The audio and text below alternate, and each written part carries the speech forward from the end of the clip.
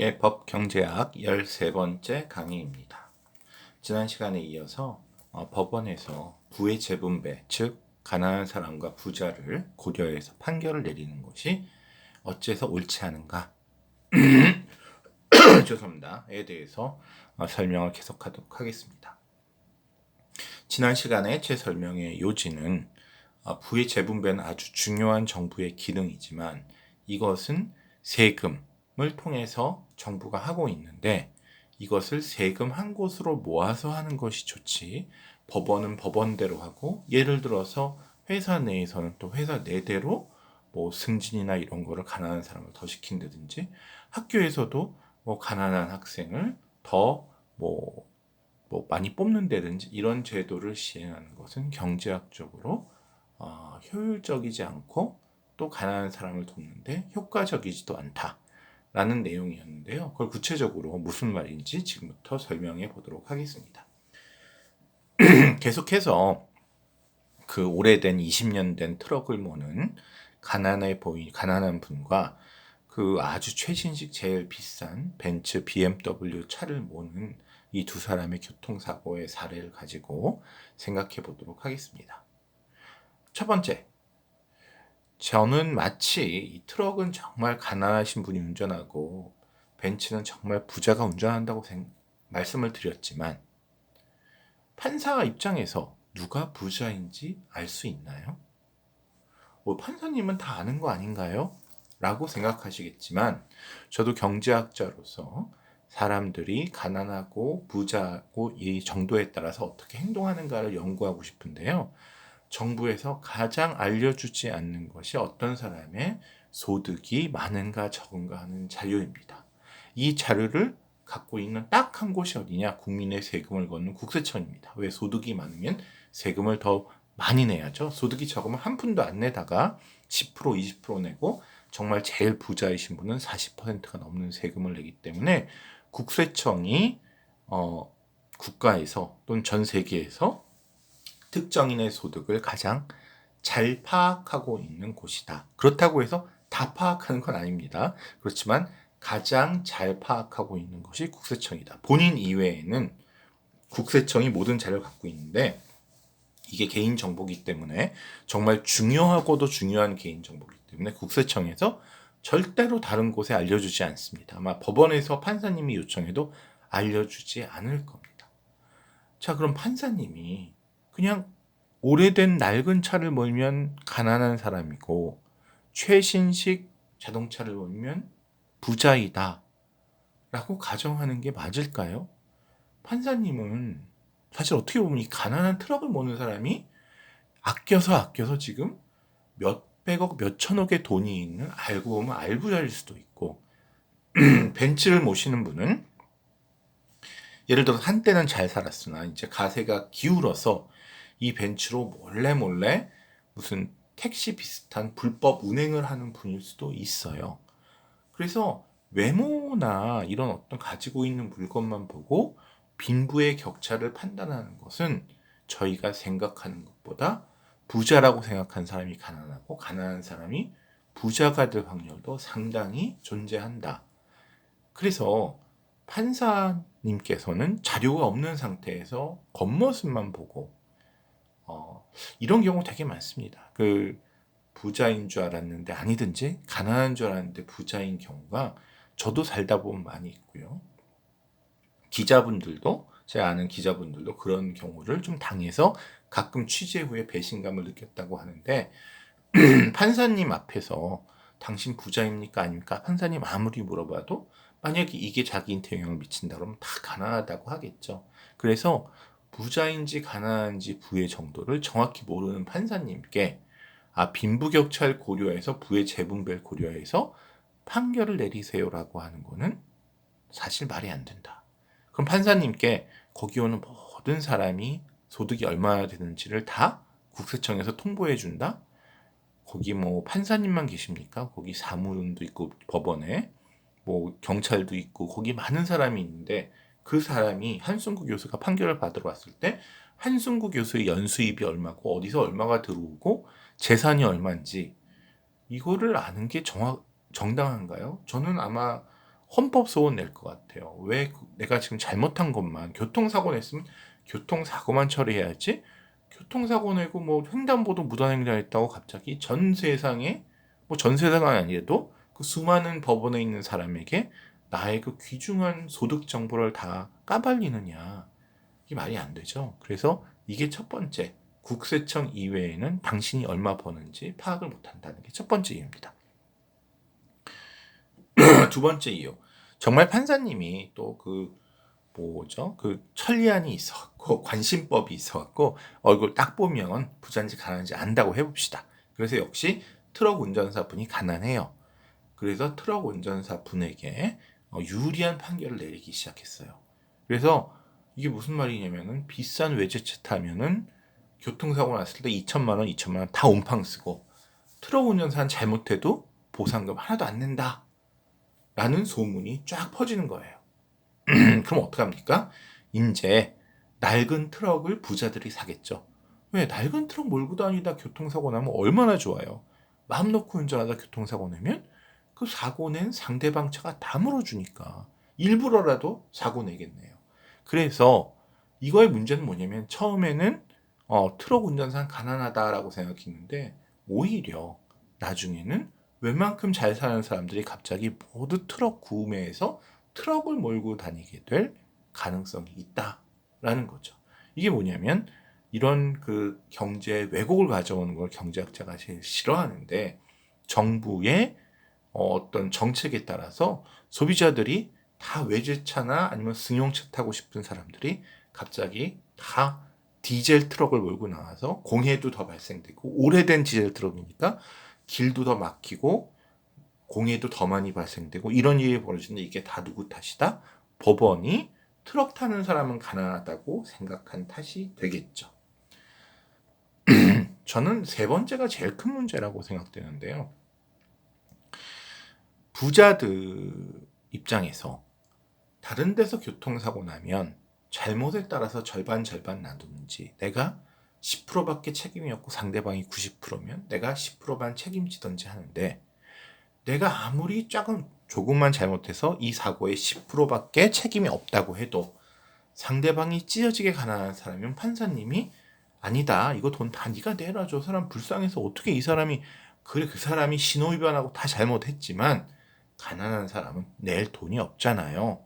한 교수님, 당신이 당신 차 다 수리하고 억울해도 저 사람 트럭까지 수리해 주세요 라고 하면 저는 사실 얼마나 억울하겠어요. 저는 사실은 교통규범 거의 다 지켰는데, 저쪽 차는 과속에다가 신호위반 별거 다 했는데, 판사님이 저 사람이 가난하니까 당신은 그 돈을 저걸 다 물어줘라, 오히려 당신 죄가 없어도 라고 하면 정말 많이 힘들겠죠. 뭐 마음이 힘든 건 괜찮습니다. 경제학은 그런 거 우리 전혀 신경 쓰지 않는다고 하니까. 그렇지만 전 행동이 바뀔 겁니다. 우리나라의 어느 지역에 좀 가난한 사람들이 많이 살고 있다라고 하면 그 지역에 안 갈 겁니다. 어느 지역에 맛집이 있다. 뭐 약간 소득이 낮지만 그 동네 사람들이 아주 맛집을 운영하고 거기에 볼거리가 많다. 거기에 주말에 차 타고 갈까요? 거기서 사고 나면 다 가난한 사람이랑 차 사고 나는 겁니다. 절대로 안 가. 제가 무슨 뭐 어떤 책을 판매하는데, 책을 판매해서 파는 사람들이 좀 소득이 낮은 사람이 사러 온다? 이 사람이 책 팔았다가 나중에 무슨 소송이라도 걸리면, 뭐 책은 그런 염려가 없지만 예를 들어서 뭐 음료수를 팔거나 뭘 했다가 이게 나중에 뭐 식중독에 걸리거나 하면, 부자가 식중독에 걸리면 어떻게 돼요? 부자 마을에서 팔다가 그럼 판사님이 그 부자가 식중독 걸렸는데 그 가난한 한승구 교수가 돈 벌자고 음료수 좀 팔다가 잘못된 거 부자가 참으세요. 그냥 병원비 본인이 내세요. 라고 할 거고, 그런데 만약에 가난한 사람 팔았다가 가난한 사람이 식중독을 걸렸는데 그게 사실은 제 책임도 아니고 그 사람이 그거를 빨리 안 먹고 냉장 보관도 안 해서 했다고 해도 법원은 한승구 교수님 돈이 그래도 있잖아요. 장사하시잖아요. 이분은 가난한 사람인데 이분 병원비 이분 보러 내라고 그러면 이분 큰일 납니다. 그러니까 비록 이분이 거기 빨리 하루 내에 이틀 사흘 내에 먹으라는 거 안 먹고 냉장고에 보관하라는 거 안 하고 그래서 했지만, 이분 가난하니까 이분 잘못 따지지 말고 병원비 다 이거 200만 원 내주세요. 세상에 제가 아무리 뭐 얼마나 여유 있는 상인인지 모르지만 그까짓 거 1,000원짜리 음료수 팔고 200만 원 가끔 보상해주면 남는 게 어디 있습니까? 완전 저 망하죠. 그래서 웬만한 장사나 경제활동하는 사람이 가난한 사람 피할 거예요. 가난한 사람이 물건 사러 와서 카드로 할인해 사겠다. 절대로 안 팝니다. 이 사람 돈 안 내면 법원에서 그거 공짜로 주세요. 그거 이 사람 그 책상 없어서 얘네 아들이 공부 못하는데 책상하고 의자 그냥 떼어먹혀도 주세요라고 할까봐 정말 사람들은 매정합니다.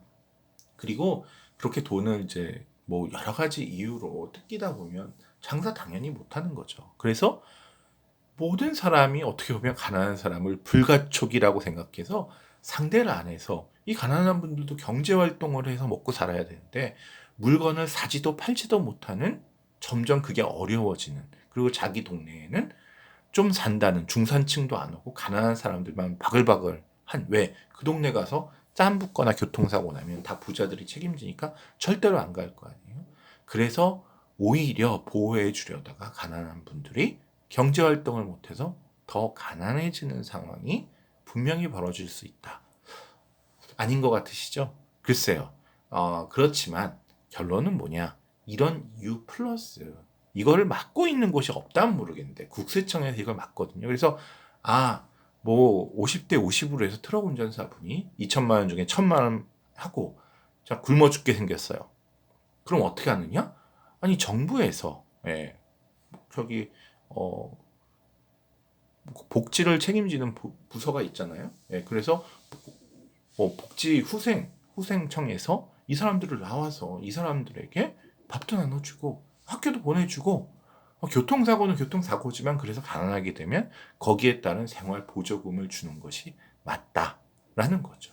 또는 싼 가격에 무슨 뭐 이렇게 가난하신 분들은 대출을 해준다든지 이런 식으로 해야지 뭐 회사면 회사, 법원이면 법원, 무슨 뭐 거리면 거리에서 무슨 일 날 때마다 가난한 사람을 봐주는 거는 진정하게 위하는 방법도 아니고 많은 부작용이 따른다라는 이야기입니다. 경제학은 어쨌든 냉철한 두뇌 아니겠습니까? 따뜻한 마음이지만 냉철한 두뇌가 필요한 학문이기 때문에 설명을 좀 드렸습니다. 그 다음에 이제 재산권인데요. 좀 재산권 중에 특이한 것들을 골라서 앞으로 몇 시간에 걸쳐서 설명을 드리겠습니다. 첫 번째는 영어로 fugitive property, 한국말로 번역하면 산일 재산입니다. 어떤 걸 말하는 걸까요? 김 씨와 이 씨는 이웃인데 두 집 밑에 엄청난 금광이 발견됐어요. 그럼 어떤가요? 김 씨 집이 있고 왼쪽에 오른쪽에 이 씨 집이 있으면 둘이 이제 땅을 딱 경계선이 있잖아요. 만약에 김 씨가 땅을 파갖고 이 경계선을 넘어갖고 이 씨네 금을 파고 있다. 이거 큰일 나죠. 이 씨가 당장 고발하고 김 씨는 아마 큰 처벌을 받을 겁니다. 왜? 자기 땅 밑에 있는 걸 자기가 파야지 왜 남의 땅 밑에 있는 걸 팝니까? 그래서 금광의 경우는 그 땅 소유자 경계선에 따라서 이 금이 김씨 거냐 이씨 거냐 정말 명백하게 우리가 금방은 아니더라도 파악할 수 있을 겁니다. 이 씨는 당연히 자기 땅 쪽에 철판을 깔든지 아니면 자기 땅을 파봤는데 그쪽에 움푹 들어가 있으면 이건 김씨가 파간 거죠. 그러니까 이런 식으로 판별이 뭐 쉽진 않겠지만 충분히 가능하다. 근데 이걸 바꿔봅시다. 김씨와 이씨는 이웃인데 땅 밑에 있는 게 금광이 아니라 엄청난 석유가 매장되어 있는 거를 대박이네요. 발견했어요. 자, 근데 김씨가 자기 마당에 그냥 펌프를 꽂아놓고 석유를 막 뽑아 올립니다. 사실은 이 석유라는 건 액체이기 때문에 이씨와 김씨 집 마당 밑에 커다란 동굴 같은 게 있는데 이 동굴에 탈점찰름 석유가 차 있다고 생각해봐요. 김씨가 파이프로 자기 집 마당에 파이프를 했어요. 절대로 이씨 집이 아니라. 그렇지만 이렇게 석유를 뽑아내면 이 김씨 집 밑에 있는 석유가 아니라 이씨 집 밑에 있는 석유가 다 통해 있기 때문에 이씨 집 밑에 있는 석유도 다 뽑혀 나올 거예요. 이씨가 아니 왜 다 뽑냐? 김씨는 아니 이게 네 거냐? 나는 내 마당에서 뽑고 있다. 이런 게 산일 재산입니다. 뭐냐면 석유처럼 출렁출렁 이게 액체가 이쪽으로 갔다 저쪽으로 갔다 해서 이게 도대체 이 석유가 김씨 건지 이씨 건지 알 수가 없다는 거죠. 예를 들어서 우리나라와 일본 사이에 물고기가 있는데 이 물고기가 한국에서 태어나서 일본 가서 젊은 시절 사다 죽을 때 또 한국으로 와요. 그럼 도대체 이 물고기는 한국 물고기예요? 저기 일본 물고기예요? 어떤 새가 있는데 아주 식용이고 아주 무슨 뭐 관상용으로 사람들이 아주 원하는 예쁜 새가 있는데 이 새가 여름에는 한국에 있다가 겨울이면 헐헐 날아가고 저기 필리핀으로 날아갑니다. 그럼 이 새는 한국 새인가요? 필리핀 새인가요? 한국에 있을 때 한국 새고 필리핀에 있으면 필리핀 새인가요? 그러니까 이게 뭐냐면 이렇게 이게 동물이 됐든 생선이나 새가 됐든 아니면은 출렁출렁거리는 석유가 됐든 이것들이 여기저기로 떠다니면서 위치가 바뀔 때 이걸 퓨지티브 프로퍼티라고 하는데 이런 퓨지티브 프로퍼티는 누구의 소유인지 정하기 힘들다라는 겁니다. 앞에서 우리가 구를 얘기했는데 구를 구역을 나눠서 이거는 한 교수 굴이고 옆에 있는 이것은 이 교수 굴이다라고 하면 그게 왜 가능했냐면 1년이 지나서 가봐도 그 굴은 한 교수 지역에 있어요. 굴이 헤엄쳐서 떠다니지를 않는다는 얘기죠. 그래서 한 교수 지역에 한 번 있는 굴은 계속 한 교수 지역에 있어서 그게 한 교수 굴이 되는데 물고기는 어떠냐? 한 교수가 작은 물고기를 발견했는데 이거 지금 잡아서 팔면 10,000원인데 1년 후에 조금 자라면 이거 10만 원에도 팔 수 있겠다라고 해서 물고기를 남겨놔요. 굴도 그랬죠? 근데 이 물고기는 한 교수 앞바다에 계속 있는 것이 아니라 헤엄쳐갖고 1년 후에 이 교수 앞바다로 가면 한 교수가 10,000원을 포기하고 10만 원을 받으려고 그랬는데 물고기가 딴 데로 가는 바람에 이 교수, 김 교수, 박 교수 딴 사람이 이걸 잡아서 돈을 번다는 얘기죠. 그래서 이렇게 떠다니거나 헤엄쳐 다니거나 이런 물건들은 산일 재산들은 소유권을 아무리 주려고 해도 소유권 주는 것 자체가 물리적으로 법적으로가 아니라 물리적으로 힘든 겁니다. 한 교수가 물고기에 다 표시해놨어요. 이거 우리 동네에서 태어난 물고기니까 옆에 있는 이 교수한테 너희 그 마당에 이 표시된 물고기 가면 잡지 마라. 옛날에 소에 다 낙인 찍었죠? 왜? 이건 한 교수 소니까 이 낙인 찍힌 사람, 이 소는 혹시 너희 풀밭에 가더라도 네가 이걸 잡아먹으면 안 된다라는 거죠. 근데 뭐 소도 문제겠지만 소도 뭐 그냥 간 거 잡아먹으면 잡기도 힘들겠지만 물고기야말로 어떻게 물고기를 잡아서 어디다가 낙인을 찍습니까? 그래서 이런 산일 재산은 by definition 그 자체의 물리적 성격에 따라서 소유권을 확정해 주는 게 너무너무 어렵다. 그럼 어떻게 하느냐? first come first serve. 먼저 잡는 놈이 임자한다. 선점 소유 원칙에 의해서 이렇게 산일 재산은 먼저 잡는 사람이 임자다라는 겁니다. 물론 그 반대는 종속 소유라고 해서 요 굴은 한승구 굴이고 요 굴은 뭐 이 누구시 굴이고 이렇게 만들어 놓으면 제일 좋겠죠. 네. 그래서 종속 소유라는 거는 아예 거기 그냥 탁 이게 누구 거다라고 처음부터 박혀 나오는 겁니다. 낙인을 팍 찍어갖고 이 양은 김씨네 목장 소유다 이런 식으로 나오는 거죠. 당연히 종속 소유야말로 우리가 얘기하는 굴의 생산량을 50% 증가시켰듯이 종속 소유가 돼야 사람들은 그 굴을 아껴서 잘 자라도록 키웁니다. 물고기는 아껴서 잘 자도록 키워봐야 딴 데로 가고 그 소유권 자체가 물고기는 먼저 그물로 낚시로 잡는 놈이 임자다라고 했기 때문에 지금 내가 잡은 물고기를 굳이 풀어줄 필요가 없어요. 왜? 풀어주면 딴 사람이 잡으니까. 물론 법적으로 작은 물고기 잡으면 걸린다라 해서 하지만 스스로 자발적으로 풀어줄 이유가 없고 그 풀어준 물고기가 다시 자기에게 잡힐 확률은 정말 아주 뭐 1%도 안 되는 그런 확률이겠죠. 바다의 어부가 얼마나 많은데. 그래서 선점 소유를 잘 그 비효율을 나타낸 말이 공유의 비극입니다. 공유의 비극은 뭐냐? 마을 앞에 널따란 초원이 있어요. 모두 다 동물들, 자기 가축들 여기서 키우고 싶어요. 근데 제 소도 있고 옆에 있는 최신의 소도 있고 그 옆에 있는 황신의 소도 있어요. 그럼 한승구 교수의 소가 뜯어먹은 풀은 한승구 교수 소의 풀이에요. 즉 풀도 그 먼저 뜯어먹는 소가 임자인 거예요. 근데 내가 풀이 이게 너무 다 뜯어먹으면 내년에 이 풀밭이 없어지거든요. 그래서 이 소를 내가 10마리 키웠으면 좋겠지만 왜? 공짜잖아요. 그 풀 공짜로 먹고 자라니까 이 10마리를 하면 내년부터 여기 풀밭에 풀이 하나도 안 자라겠다. 풀이 씨가 마르겠다. 그래서 제가 3마리만 했어요. 근데 옆에 있는 최신의 목장하고 그 옆에 있는 황신의 목장에서 10마리를 그냥 각각 풀어버렸네. 그래서 저는 3마리인데 23마리가 하니까 당연히 그 다음에부터 하나도 풀이 안 자라게 되는 거예요. 이런 걸 안 쳐도 10마리를 풀겠죠. 그래서 이 초원에 마을 사람들이 할 수 있는 소가 100마리다. 최대가 100마리 이상 하면 이 초원이 망가져서 다시는 내년부터 소를 못 키운다라고 했을 때 사람들이 오손도손 그래 너 2마리 너 3마리 해서 하면 좋지만 그렇게 남겨봐야 그 풀이 자기 소가 먹는 풀이 될 리가 없으니까 사람들이 100마리밖에 못하는 초원에 막 200마리 300마리 소를 풀어놔서 왜? 이거 어차피 다른 사람 때문에 곧 풀밭이 망할 텐데 망하기 전에라도 금년이라도 좀 내가 소를 키워보자라고 하는 거죠.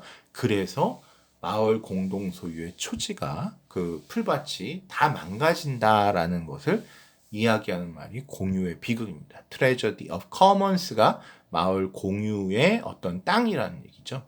그래서 마을 공유의 풀밭이 다 황무지가 돼버린 것을 옛날 사람들이 공유의 비극이라고 하는데 지금 우리나라 물고기 같은 거 뭐 중국 배 가서 다 잡아가잖아요. 그러니까 물고기가 씨가 마르는 거예요. 예전에 그렇게 흔했던 명태나 아니면 오징어들이 다 없어진 이유? 이게 뭐 우리나라 어부가 남겨놓으면 우리나라 어부가 잡는 게 아니라 중국 어부, 일본 어부가 잡아가 버리니까 우리나라 어부들이 중국, 일본 사람이 잡아가기 전에 우리가 잡자. 중국 사람도 마찬가지. 그래서 물고기가 씨가 마르도록 잡는다. 그래서 당연히 이 선점 소유는 진정한 재산권이 아니고 먼저 갖는 놈이 임자다. 다 도둑놈 같은 심보인데 문제는 왜 이거를 허용할 수밖에 없냐? 산일 재산은 재산권을 표시하는 것이 물리적으로 어렵기 때문에 물고기나 석유에 표시할 길이 없는 거죠.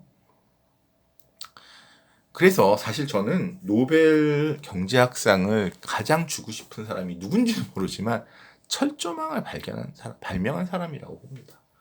이 초원이 다 황폐화돼 갖고 있는데 어떤 사람이 그런 거예요. 이 초원을 각각 나눠주자. 굴 나눠주듯이. 아니 초원을 어떻게 나눠요? 초원에 담을 싸서 이쪽은 한규순의 초원, 저쪽은 최신의 초원, 저쪽은 황신의 초원 이렇게 나눠주면 되지 않습니까? 아이고 이보시오. 그 담을 쌓고 하려면 돌을 모으든지 나무를 모아서 해야 되는데 그게 얼마나 비용이 많이 드는데 그까지 소 한 마리 키워서 뭐 100만 원 하는데 그거 쌓다가 1000만 원도 들겠어. 그게 말이 됩니까? 라고 얘기했는데 어느 날 철조망이란 게 만들어진 거예요. 이거는 그냥 쇠로 된 철사 앞줄인데 그래서 이거 뭐 비용도 별로 안 들고요. 공장에서 금방 만들고요. 설치하는 것도 나무떼기를 이제 이쪽 끝하고 이쪽 끝에 이제 해놓고 철사를 그 가운데 쭉 가갖고 그냥 둘러매면 돼요. 그럼 철사가 약해 보여도 가볍고 약해도 뾰족뾰족한 가시가 있으니까 절대로 소들이 이걸 넘어서 가질 못해요.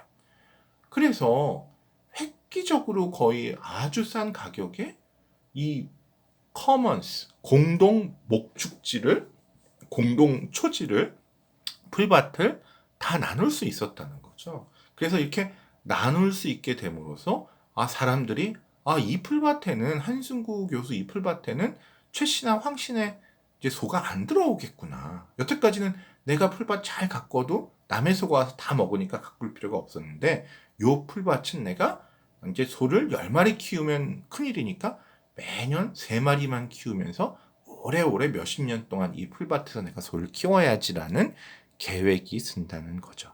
그래서 이렇게 철조망 같이 소유권을 산일 재산을 그 산일 재산이 아닌 걸로 만들어서 선점이 아닌 종속으로 만들어주는 이런 발명이야말로 어떤 상업적 발명이 아니라 경제학에서 재산권을 부여할 수 있는 게 재산권, 소유권을 확정시켜 준다는 게 생산성을 너무너무 올린다고 말씀드렸죠. 그래서 이렇게 생산성을 올릴 수 있는 발명품인 철조망은 정말 위대한 경제학적 발명이었다는 거 말씀을 드리고요. 그 예전에 또 대동강물처럼 이런 일이 있었습니다. 제가 학생 때예요. 여러분처럼 대학생 때 그 인터넷이 처음 나왔어요. 그래서 홈페이지라는 게 처음 나왔는데 그때는 홈페이지 주소를 아무나 돈 뭐 한 10,000원, 20,000원만 내면 가졌거든요.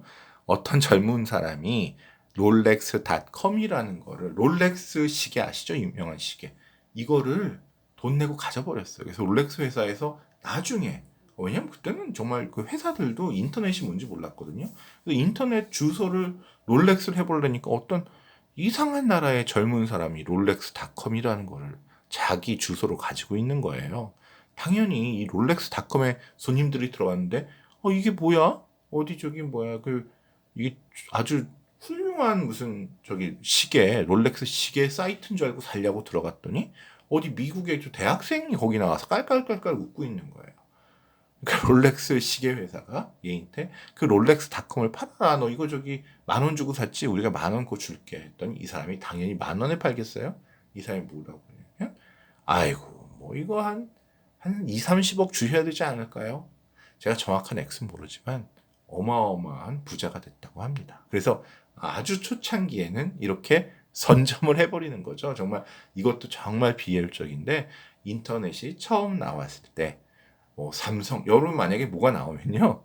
타임머신하고 돌아가시면요. 삼성닷컴, 롤렉스닷컴, 무슨 토요타닷컴, 예, 꼭 선점하시기 바랍니다. 그러면 삼성이나 토요타나 뭐 그런 큰 회사에서 보잉닷컴 여러분의 그 주소를 몇십억을 주고 아마 사주게 될 겁니다. 뭐 당연히 이거는 좋은 효율적인 일은 아니라는 거죠. 예, 이상으로 13번째 강의를 마치도록 하겠습니다.